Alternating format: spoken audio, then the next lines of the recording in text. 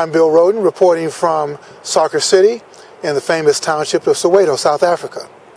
The first week of World Cup action has given us a lot to look back on, and it's given us a lot to look forward to. The biggest controversy of the first week actually emerged with the United States after their match with Slovenia. The United States found itself down 2-0 and had this heroic comeback when Maurice Edu scored what we all thought was the go-ahead goal.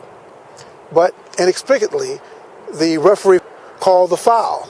Foul on who? We don't know. In fact, we'll never know. Officials, unlike the NBA or the National Football League or even Major League Baseball, that's a shock, don't have to explain anything. They don't explain why, where, who.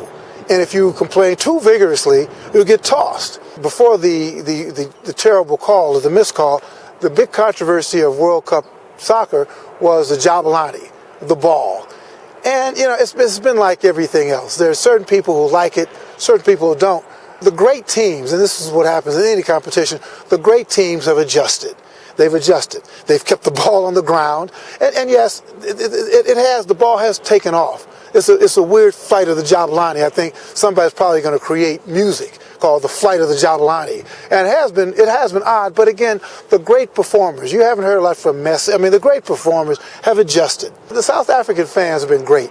From Johannesburg to Cape Town, everybody's been behind Bafana. But I think that the more astute people are beginning to realize that they better start going to another ship. And it seems like the general sense here is that we want the World Cup to stay in Africa. The question is, which African team? And I think people are split between the Ivory Coast and Ghana. There's going to be a lot of action coming up. You can follow it all on nytimes.com. And let's see if there really will be an African champion.